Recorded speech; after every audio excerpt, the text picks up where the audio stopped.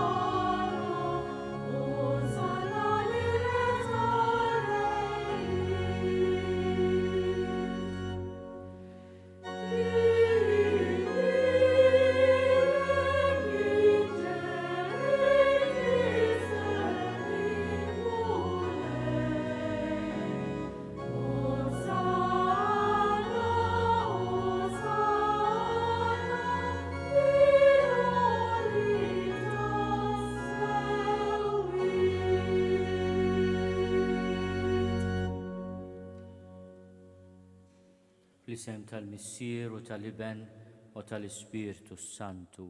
Amen. Il-paċi ma'kom.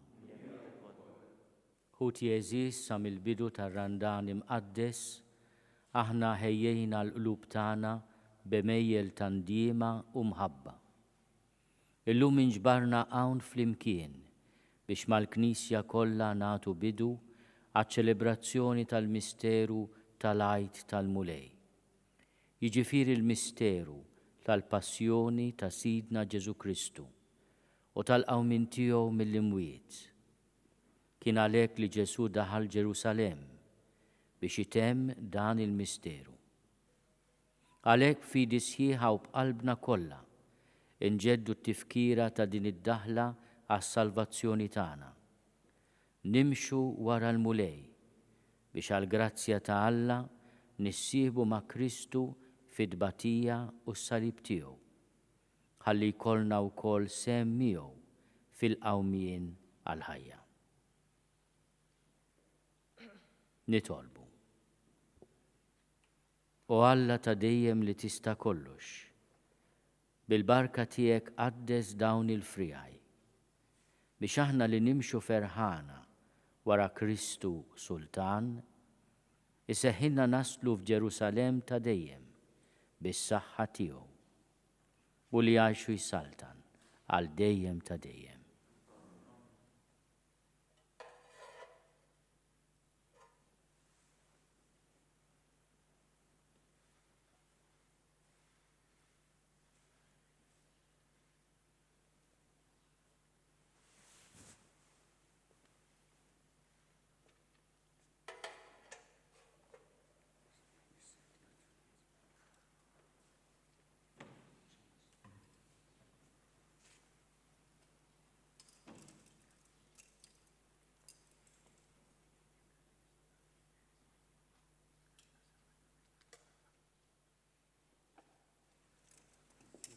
Il-mulej jkun fommu qalbek ix-xandar kif jixraq l-Evanġelju mqaddes l-isem tal-Missier u tal-Iben u tal-Ispiritu Sant.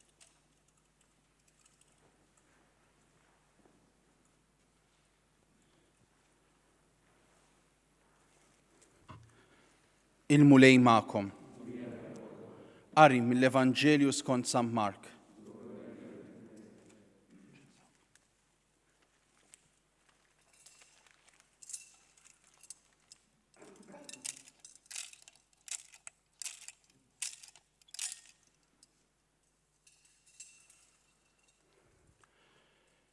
X'inwasslu qrib Ġerusalem quddiem Betfaġe u Betanja ħdejn l-għolja taż-Żebbuġ, Ġesu bat tnejn mid-dixxipli tiegħu u qalilhom: Morru fir-raħal li hemm biswitkom, u kif taslu hemmhekk issibu felu marbut li ħadd qatt għadu ma rikeb fuqu.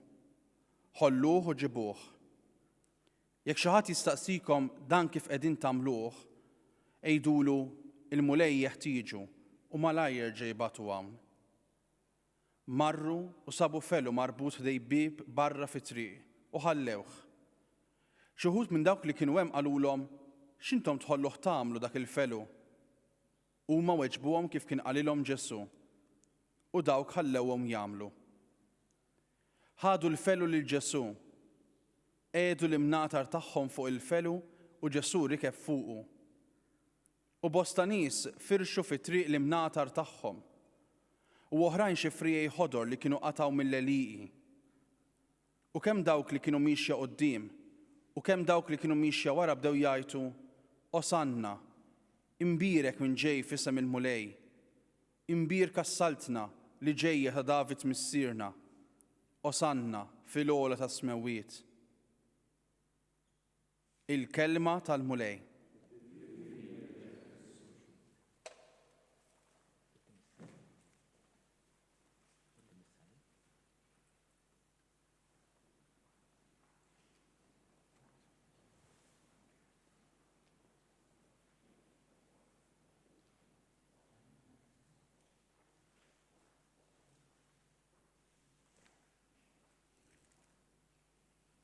Ħuti eżis nimxu bisliem u ngħidu bil-ferħ lil Ġesu kif darba għamlet il-kotra tal-Lut.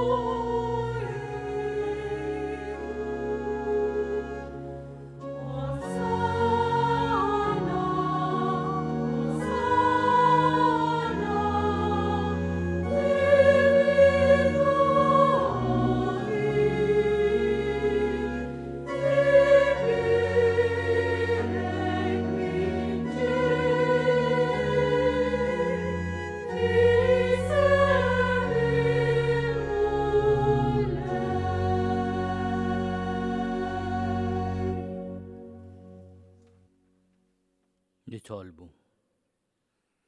U Alla ta' dejjem li tista' kollox, inti lilna l-bnedmin tajtna eżempju ta' umiltà. Meta rid li s-Salvatur tagħna isir bniedem bħalna u jieħu l-mewt tas-salib. Fil-ħina tiegħek atina li s-sabar tiegħu ikun ta' talima għalina u li jistħoqqilna nissieħbu miegħu fil-qawmien għall-ħajja. Bibnek Ġesu Kristu Sidna li hu Alla u miegħek jgħix u jsaltan fl-imkien mal-Ispiritu Santu għal dejjem ta' dejjem.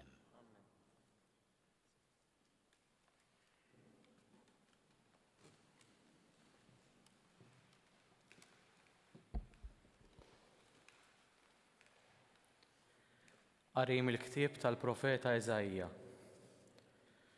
Sidi l-mulej ta' nilsien ta' wieħed jitgħallem biex naraf nejn lil qajjim xi kelma. Ta' kull filgħodu jqajjim li l-widinti biex nisma' bħal wieħed jitgħallem. Sidi l-mulej fetaħ li widinti u jiena ma webbiss raxi, ma rġajtx lura.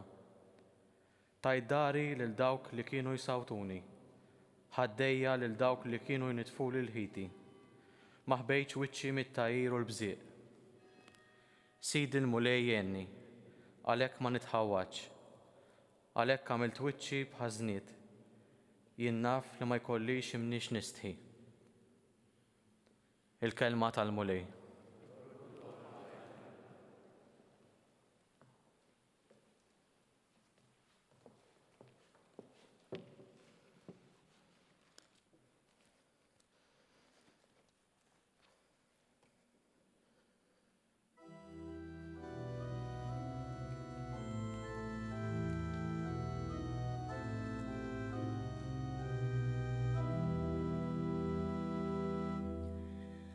Allah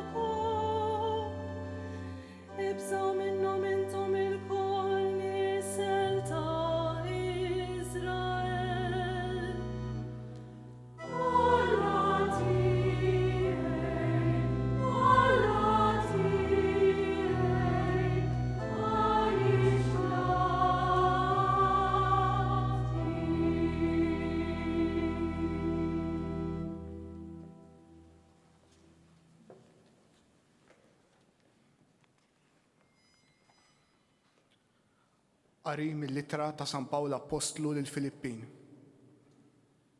Ġesu Kristu li għad li kellu n-natura ta' Alla ma għadx ifittex tiegħu li hu daqs Alla. Iżda xejjen lilu nnifsu billi ħan natura tal-sir. Sar jixbaħ lil bniedem u der minn barra bħala bniedem. ċekken lilu nnifsu billi jobda sal-mewt, anzi sal-mewt tas-salib. Għalhekk Alla u liħ sa smewiet u żejnu bl-isem li hu fuq kull isem biex fl-isem ta' Ġesu fis-sema, fl-art u f'qiegħ l-art il-ħlejjaq kollha jinżlu għall-kub tejhom u kull ilsien jistqar Ġesu Kristu u l-mulej għall-glorja ta' Alla l-Missier. Il-kelma tal-mulej.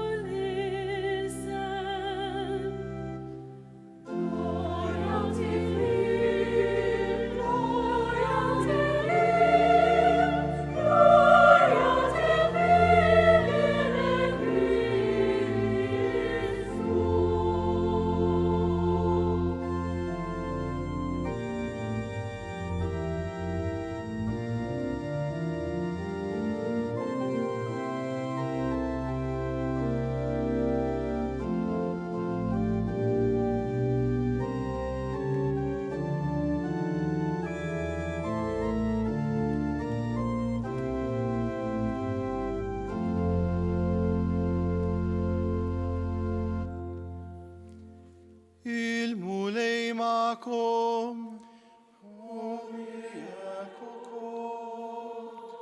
Il-passjoni ta' Sidna Ġesu Kristu skont San Mark.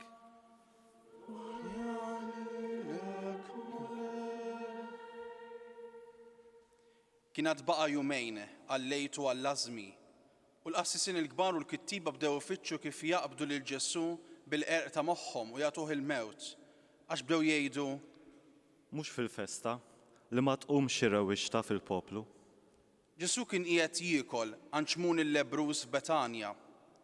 Daħlet mara b'vażett tal-alabastru biż-żejt fuq ta' nard pur, jiswa ħafna. Kisret on il-vażett u ferret iż-żejt fuq ras Ġesu. U kien hemm xi wħud li bdew jitmasħnu bejniethom u jgħidu Dal-ħala kollu ta' fwieħa għalfejn. Dil-fwieħa setet iġġib aktar minn 300 dinar u jingħataw lill-foqra. U bdew jeħduha magħha. Imma Ġesu qal Ħalluha, għala qegħdin iddejquha. Ħaġa tajba għamlet miegħi. Il-foqra issibuhom dejjem magħkom u tistgħu tgħinuhom kull meta tridu. Imma lili mhux dejjem se ssibuni magħkom. Hi għamlet li setet. Dilkit li ġismi bil-fwieħa għaddifna minn qabel. Tassew ngħidilkom li kull fejn ixxandar l-Evanġelju fid-dinja kollha li għamlet din jingħatu ukoll b'tifkira tagħha. Imbagħad Ġuda l-Iskarjota wieħed mit-tnax mar ant il-qassisin il-kbar biex jagħtihom lil Ġesu f'idejhom. Għal din l-aħbar ferħu ħafna u għeduh li jagħtuh xi flus. U bda jfittex il-waqt tajjeb biex jagħtihom lil Ġesu f'idejhom. Fl-ewwel jum tal-għażmi meta kienu jissagrifikaw il-ħaruf tal-għejd, id-dixxipli tiegħu qalulu Fejn tridna morru nħejju biex tikol l-ikla tal-għajt. Imbagħad huwa tnejn mid-dixxipli tiegħu qalilhom Morru l-belt u tiltaqgħu ma' raġel iġor ġarra ilma.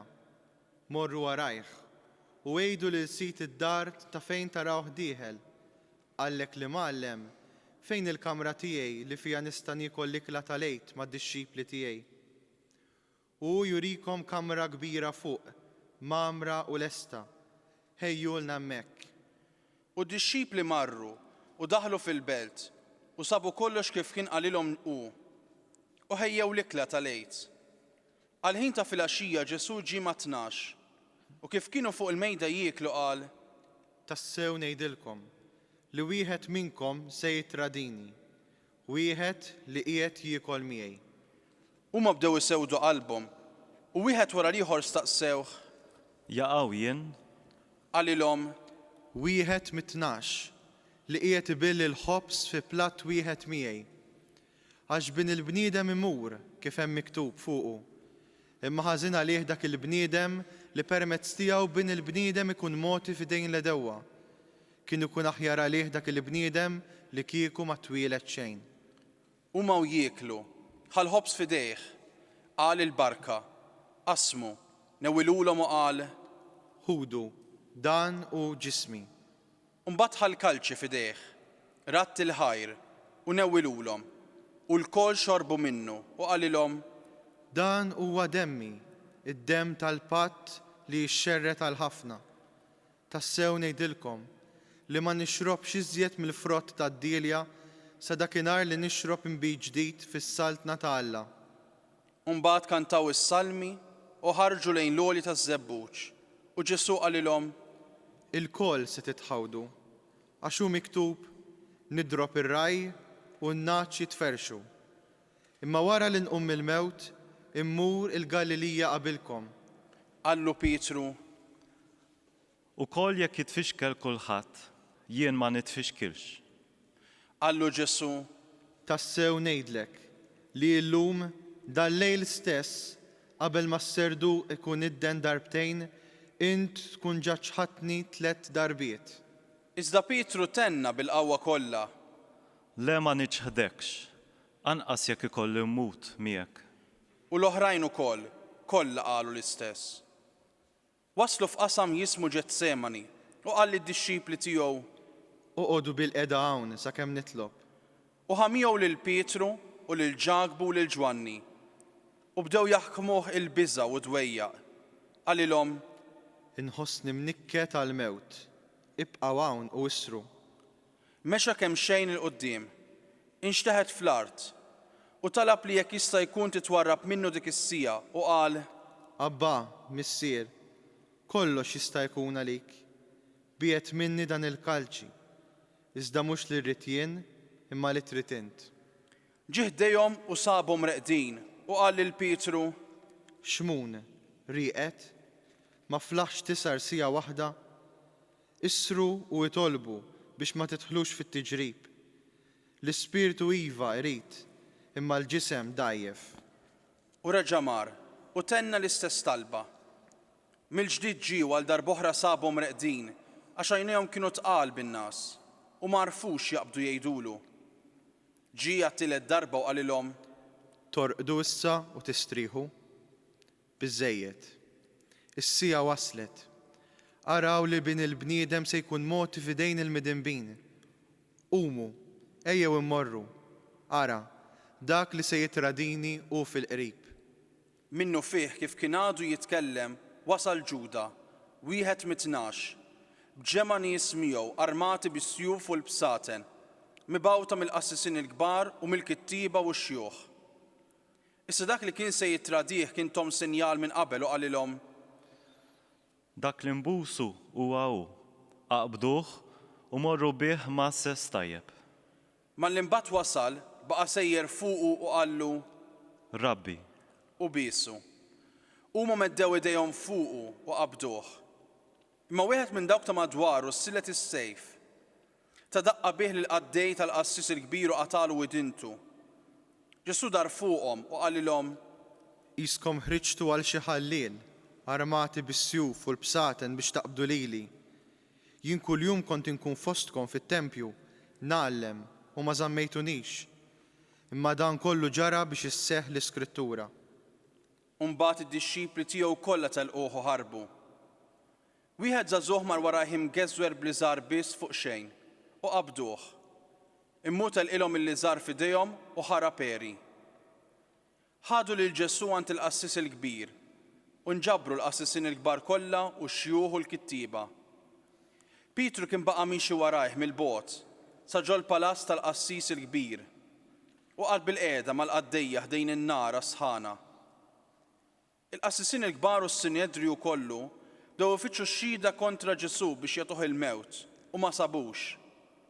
Tassew li kien hemm ħafna li xedu bil-qerq kontra tiegħu imma x-xhieda tagħhom ma kinitx taqbel. Mbagħad qamu xi wħud jagħtu xhieda qarrieqa kontra tiegħu u qalu: Aħna smajnieh jgħid, jiena nħott dan it-tempju mibni bl-idejn u fi 3 ijiem nibni ieħor li ma jkunx mibni bl-idejn. Imma x-xhieda tagħhom anqas dan ma kienet taqbel. Mbagħad il-qassis il-kbir qam f'nofs il-ġemgħa u staqsa lil Ġesu: Xejn ma twieġeb. X'inhu ma jiġdu dawn kontra tiegħek? Iżda hu baqa' sieket u ma wieġeb xejn. Mill-ġdid il-qassis il-kbir staqsih u qallu: Inti l-Messija bin l-imbierek?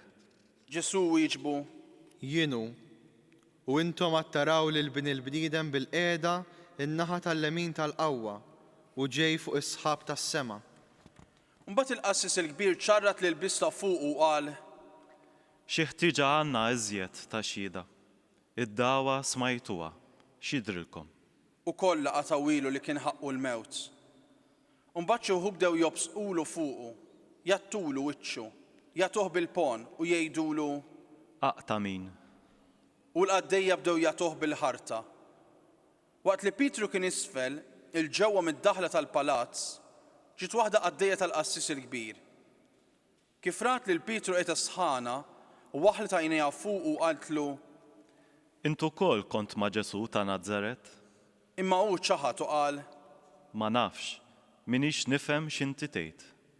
U ħareġ il-barra fid-daħla tal-palazz u s-serdu kidden.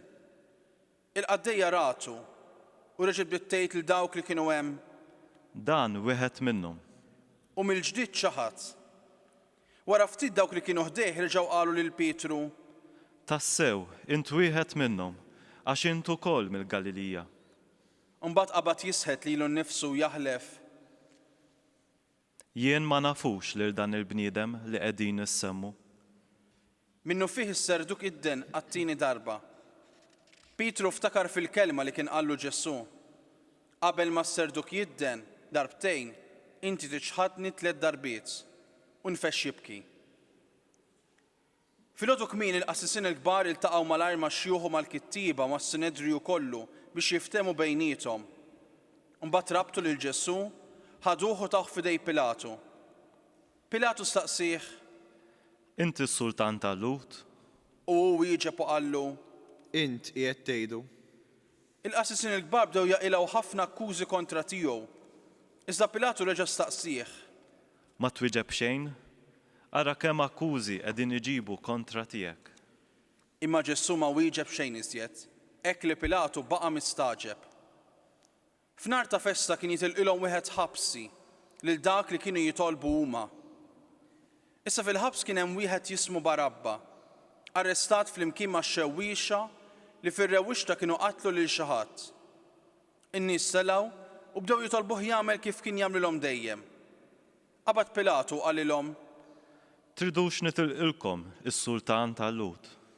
Għax huwa għaraf tajjeb il-qassisin il-kbar kienu tawh lil Ġesu f'idejh minħabba lejra. Iżda l-qassisin il-kbar bdew ixxewwxu n-nies li aħjar jitilqilhom lil Barabba. Pilatu reġa' staqsihom u qalilhom: U x'nagħmel imbagħad b'dak li intom issejħulu s-Sultan tal-Lut? Iżda huma nfexxew jgħidu mill-ġdid. Salbu. Qalilhom Pilatu: Imma x'għamel ħażin? Huma aktar bdew jgħidu: Salbu. Pilatu mbagħad biex joġob lin-nies telqilhom lil Barabba u lil Ġesu wara li taħ is-swat tawulhom biex isalbuh. Is-soldati ħaduh magħhom ġewwa fil-palazz, jiġifieri l-pretorju, u sejħu reġiment kollu. Libsuh ilbis aħmar skur u qedulu fuq rasu kuruna minn suġa mix-xewk u bdew isellmulu Islim għalik, Sultan tal-Lut. u qabdu jagħtuh b'qasba fuq rasu, jobsqulu fuqu u jilwu l-kubtejhom qudiemu biex jagħtuh qima. U mbagħad wara li għaddewh biż-żuffjett, neżżawlu l-ilbies aħmar u xeddewlu ħwejġu. U ħaduh il-barra biex isalbuh. Kien għaddej wieħed xmun minn Ċireni, Mister Xandru u Rufu, ġej lura mir-Raba u ġaluh jerfgħu s-salib. U waslu f'post jismu Golgota li jfisser post il-qorrija.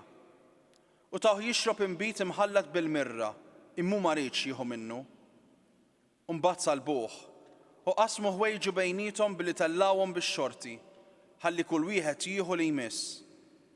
Kienet it-tielet sija x'kien salbuh. Il-kitba li turi l-ħtija tal-kundanna tiegħu kienet tgħid is-Sultan tal-Lut. Miegħu salbu wkoll żewġ ħallelin, wieħed fuq il-lemin u l-ieħor fuq ix-xelluk. Dawk li kienu għaddejjin bdew jajruh, iċċaqilqu rashom u jgħidu Għajb għalik, int li tħodd it-tempju u tfittex terġa' tibni fit-3 ijiem. Inżel minn fuq is-salib u salva lilek innifsek. Hekk ukoll assissin il-kbar bdew jiddieħku bih bejniethom u mal-kittiba u jgħidu Salva oħrajn, lilu nnifsu ma jistax isalva. Ħajjinżel issa l-Messija, is-Sultan ta' Iżrael, minn fuq is-salib biex aħna naraw u nemnu. U dawk li kienu msalbin miegħu bdew maqdru huma wkoll. X'in saret is-6 sija waqgħet dalma kbira fuq il-pajjiż kollu sad-9 sija. U fid-9 sija Ġesu għajjed bleħen qawwi Eloi, Eloi, lema sabaqtani. li jfisser Alla tiegħi, għaliex tlaqtni. xi wħud minn dawk li kienu hemm kif semgħuh qalu Ara, qiegħed isejjaħ lil-Elija. u mar wieħed jiġri xappa b'sponża bl-inbit qares. Waħħala f'tarf ta' qasba u taħ jixrob fil-waqt li qal Stennew, ħanaraw jiġi Elija jniżlu. imma Ġesu għajja tajta kbira u rat ruħu.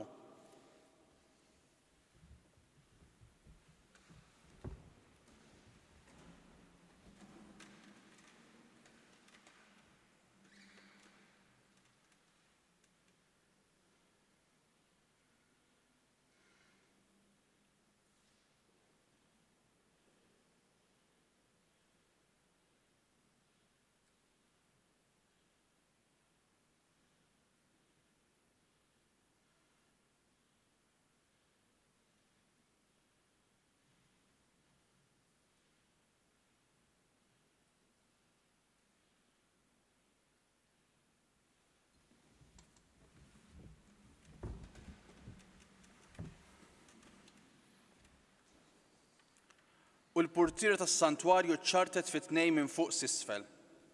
Iċ-ċenturjun li kien wieqaf bis-switu meta raħ jgħajjat u jmut hekk qal Dan il-bniedem kien tassew binalla. Kien hemm ukoll xi nisa jħarsu mill-bogħod, fosthom Marija ta' Magdala, Marija om Ġakbu żgħir u Ġosè u Salomi.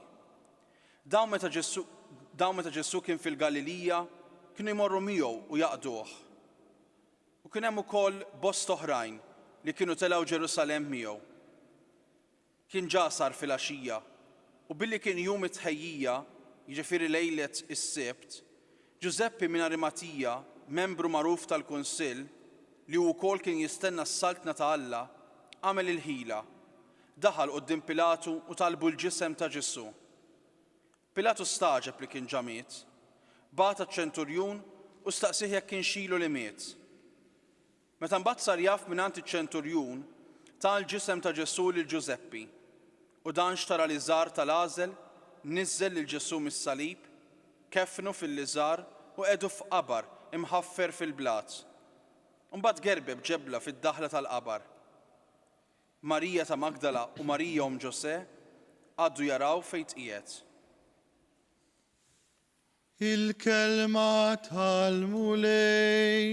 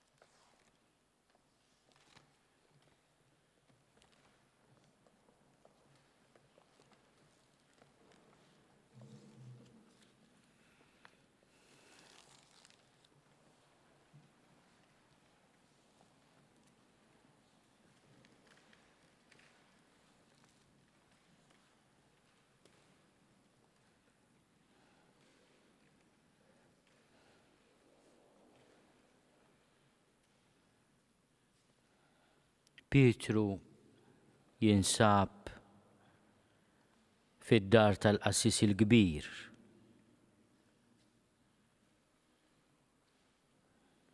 L-ajjat ta' min qed jakkuża l-Ġesu jinstema'. U stess Pietru jiġi akkużat li huwa ħaġa waħda ma' Ġesu. Intu kol kont ma' Ġesu ta' Nażaret, imma hu ċaħad u qal ma nafx minix nifhem x'inti tgħid. Il-qaddejja jinsistu dan wieħed minnhom u mill-ġdid jiġħad. Tassew int wieħed minnhom għax intu wkoll mill-Galilija. Imbagħad qabad jisħet lilu nnifsu u jaħlef jien ma nafux lil dan il-bniedem li qegħdin issemmu. Jiena ma nafux. Aħna nafuh il-Ġesu. Jekk xi ħadd jakkużana li aħna ma' Ġesu ta' Nażaret, se ngħidu? Se jsibu provi? Intu koll ma' Ġesu ta' Nażaret. Se tkun ir-risposta tagħna fil-bidu ta' din il-ġimgħa mqazza. Aħna forsi m'għandniex għalfejn nlumuh lil Pietru li jgħid ma nafux, mhux għax ma kienx jaf min kien, jew inkella għax m'għamilx 3 snin miegħu minn dikinhar li lemaħ il-ħarsa tiegħu u sejjaħlu u ħalla kollox u telaq warajh. Dikinhar li fejjaq il-mara tiegħu. Dikinhar li raħ glorjuż fuq it-Tabor. U issa fl-ort tal-Ġetsemani jaraq l-araq tad-dem. Kien jaf min hu, għex 3 snin miegħu. Imma din il-ġimgħa li aħna bdejna ngħixu hija l-ġimgħa li turina verament min hu Ġesu. Nistgħu ngħidu li qabel ħadd ngħid verament Pietru ma kienx jaf min hu Ġesu. Imsalla fuq is-salib iċ-ċenturjun jarfu dan huwa liben Alla. U Pietru jasal biex jifhem min hu Ġesu wara li l-ħarsa tiegħu tiltaqa' mal-imgħallem, jiftakar f'dak li qallu u jinfex jibki. Hija l-bikja tal-indiema, imma l-bikja li ssaffi qalb maqsuma. L-istedina tiegħi lil min qiegħed isegwina permezz tal-mezzi tal-komunikazzjonijiet soċjali hija lil din il-ġimgħa ngħixuha b'ġabra partikolari. Nippruvaw nevitaw id-distrazzjonijiet inutli. Nippruvaw nistaqsu lilna nfusna, imma jiena lil Ġesu nafu. Jiena ma' Ġesu. Aħna nitlu dawn il-ġranet qaddisa fl-iskola tal-imħabba it-traduta, l-imħabba li tagħti ħajjita, l-imħabba li tmut għal-ħbieb. Ma' Ġesu irridu ngħaddu mill-mewt għal-ħajja, mid-dnub għal-grazzja, mir-rabja għal-paċi. U nitolbuh il-mulej dan il-ħadd li huwa wkoll il-ħadd tal-passjoni li f'dawn il-ġranet aħna nsiru nafu iżjed. U li bwiċċna minn quddiem nitolbuh ħniena, maħfra u l-grazzja li nkunu miegħu.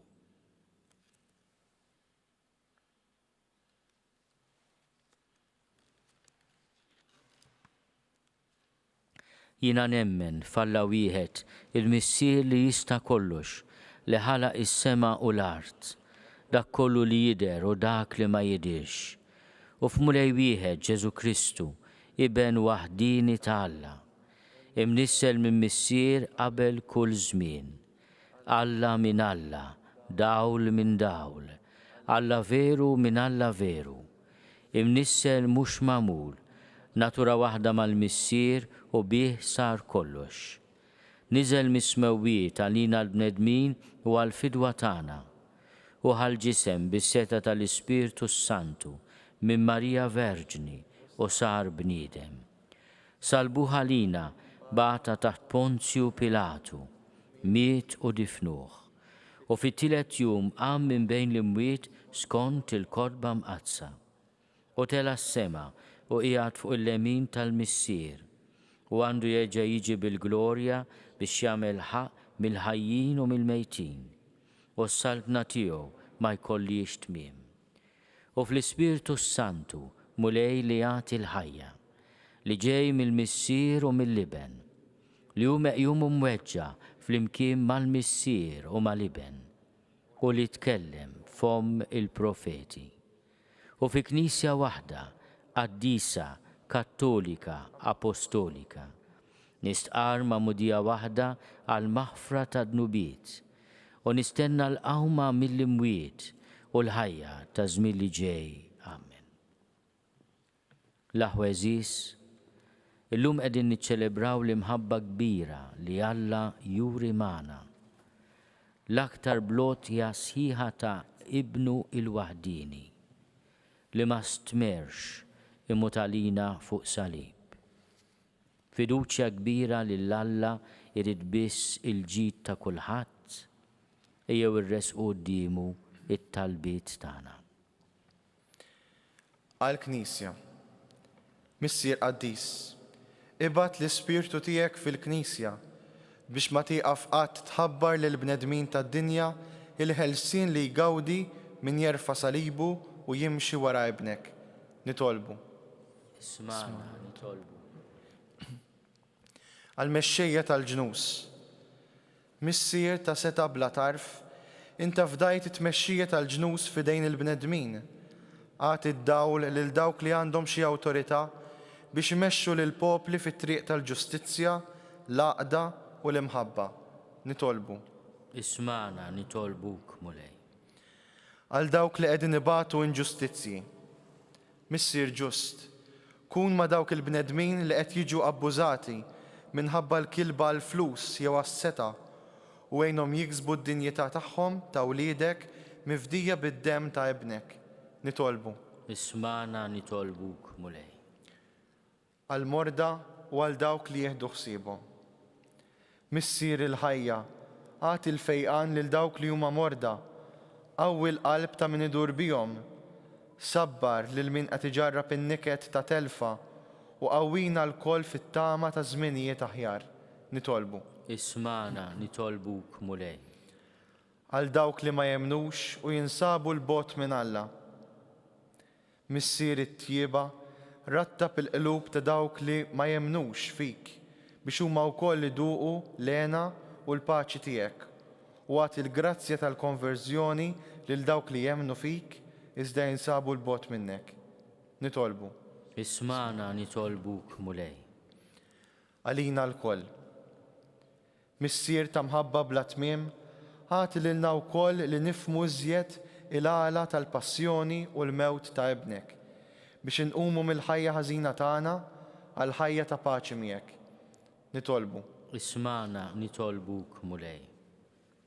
Missier u Alla tagħna, inta tina li ta' kull sena niftakru bil-qima fil-misteru tal-mewt u l-qawmin ta' ibnek. Isma' dawn it-talbiet li qed nagħmlulek minn qalbna.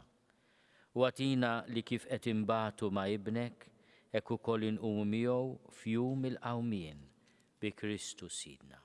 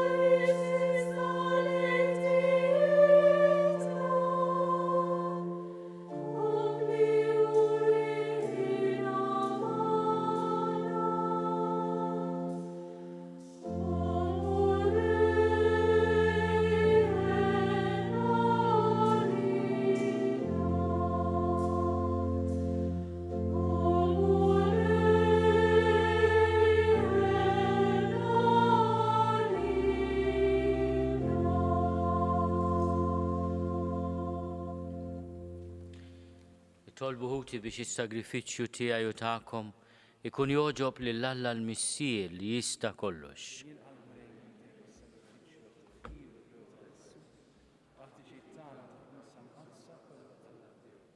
Għal passjoni ta' ibnek il-waħdini taffi issa mulej il-korla tiegħek għalina, mhux għax jistoqilna minħabba xi emil tagħna, iżda bil-qawwa tal-ħnina tiegħek u ta' dan is-sagrifiċċju waħdini li sejrin nofrulek bi Kristu Sidna. Il-mulej ma'kom. Nerfgħu qlubna l fuq. Niżuħaj lill-mulej Alla tagħna. Sewwa u xieraq tas-sew mulej missier qaddis, Alla ta' dejjem li tista' kollox. Tajjeb u taġi tas-salvazzjoni tagħna li dejjem u kullimkien inrodulek ħajr bi Kristu Sidna. U li ma kellux ħtija, oġbu jbati għal ħatja. U għal ħżiena jilqa' kundanna li ma kienx ħaqqu. Bil-mewt tiegħu ħassar il-ħtijiet tagħna u bil-qawmin tiegħu għall-ħajja kiseb għalina il-ġustifikazzjoni. Għalhekk flimkien mal-anġli kollha aħna wkoll infaħruk u b'feħ kbir intennulek.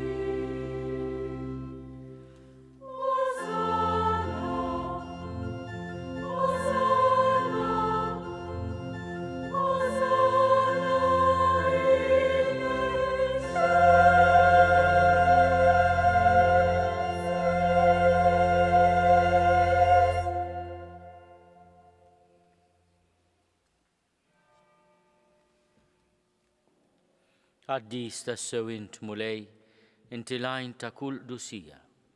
Qaddes għalhekk nitolbuk dawn l-offerti bil-barka tal-Ispirtu tiegħek biex isiru għalina il-ġisem u d-demm ta' Sidna Ġesu Kristu. Li meta kien se jingħata biex minn rajh ibati, ħal ħobs, ratti l-ħajr, qasam, tal id-dixxipli tiegħu u qal: ħudu u kulu l-koll minn dan, għax dan huwa ġismi li jingħata għalikom.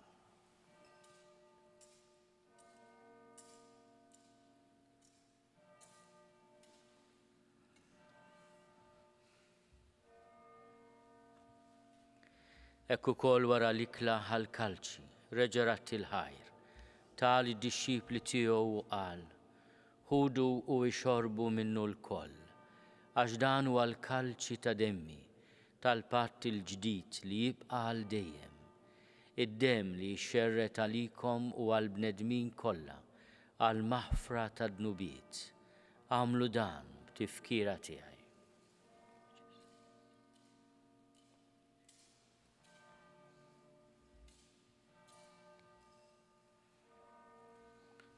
Dan hu l-misteru tal-fidi.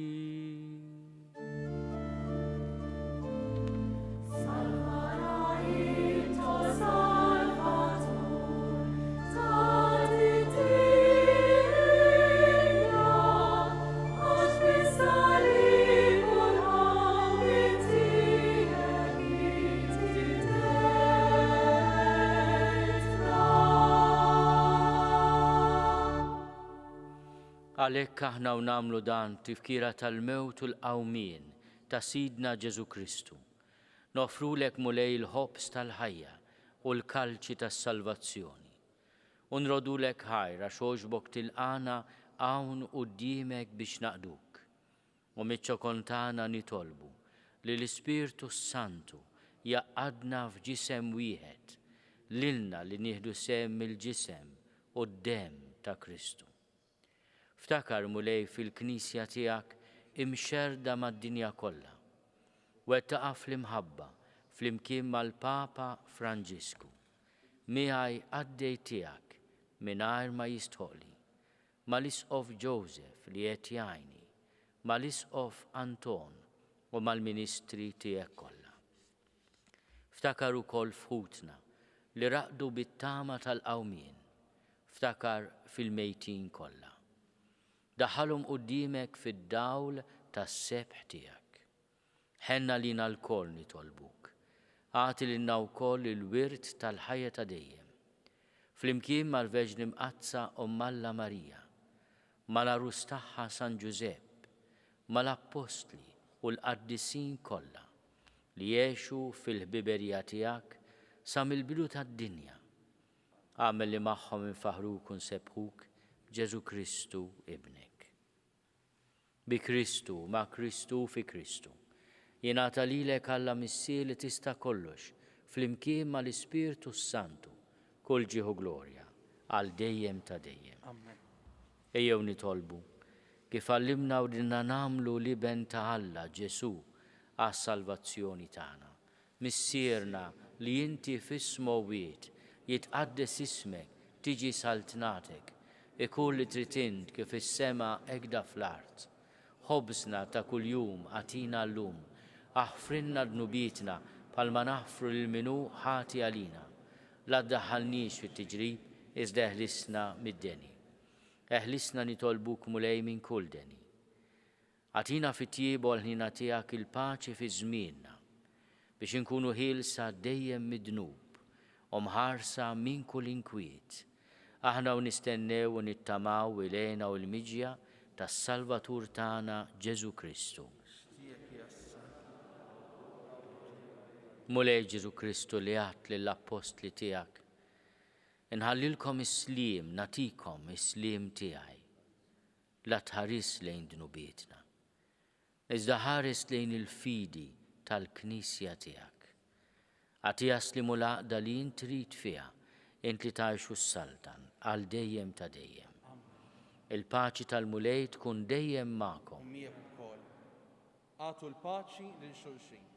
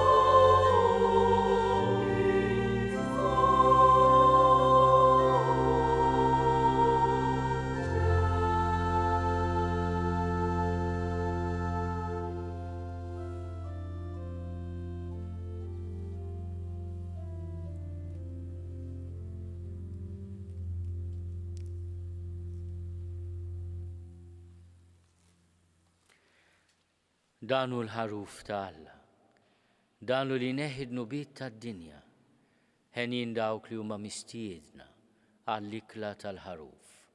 Mulej ma jistoqlix li tidħol taħt is-saqaf tiegħi, iżda biss kelma waħda u ruħi tkun infeja.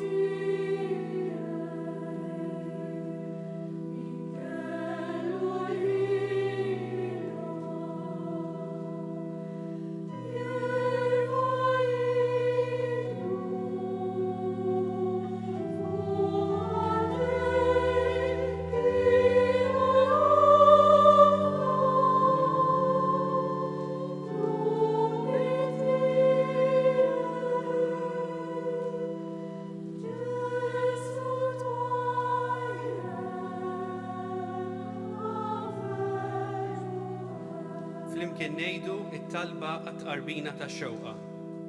Ġesu, jiena nemmen li inti tinsab ta' bilħaq fis-sagrament tal-Ewkaristija. Irrid inħobbok fuq kollox u fuq kulħadd. Inti taf li nixtieq nirċevik ġewwa fija. Imma ġala darba bħalissa ma nistax nilqek ġewwa fija sagramentalment, nitolbok li tiġi fija spiritwalment. Ejja għandi, Ġesu tiegħi, biex jiena niġi għandek.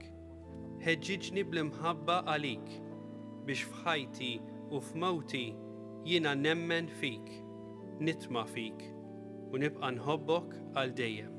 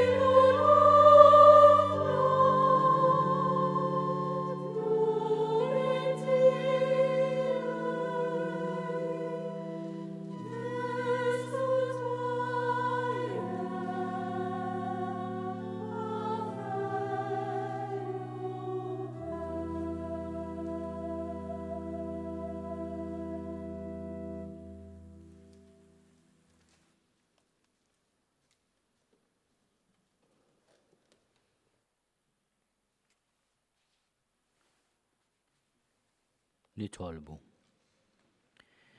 Issa li tqarbilna bid-don qaddis tiegħek fiċ-ċokontana mulej, nitolbuk biex bħalma bil-mewt ta' ibnek tajtna t-tama tal-ħwejjeġ li nemmnu. Hekk ukoll bil-qawmin tiegħu għall-ħajja twassalna l-premju li lejh aħna miexja bi Kristu Sidna.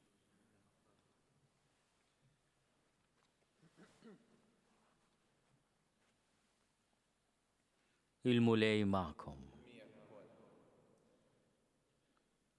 Alla il-missier ta' kull ħniena li bil-passjoni ta' ibnu ta'kom eżempju ta' mħabba jagħtikom li taqdu lill-Alla u lill-bnedmin u tiksbu d-don kbir tal-barka tiegħu. Iwassalkom għal ħajja ta' dejjem lilkom li temnu lill-mewt ta' Kristu teħliskom mill-mewt ta' dejjem. Bħalma timxu fuq l-eżempju tal-umiltà ta' Kristu, hekk il-mulej jisebħibkom miegħu fil-qawmien għall-ħajja.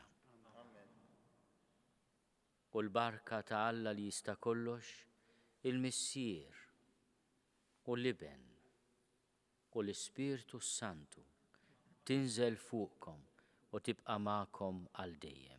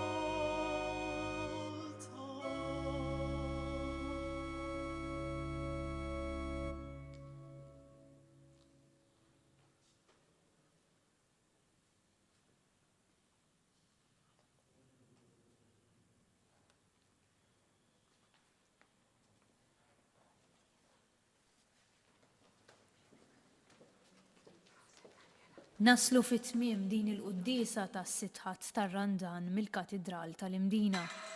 L-Arċidjoċeżi ta' Malta tħeġġeġ lill-insara sabiex matul il-ġimgħa mqazza jipparteċipaw fiċ-ċelebrazzjonijiet ta' Tridu tal-Għid permezz tax-xandiriet fuq TVM2, knisja.mt u newsbook.com.mt. Min jixtieq jgħin li l-Knisja tkompli bil-ħidma tagħha fis-soċjetà jista' jidħol online fuq knisja.mt/donazzjonijiet. Il-kumplament tal-ħadd it-tajjeb.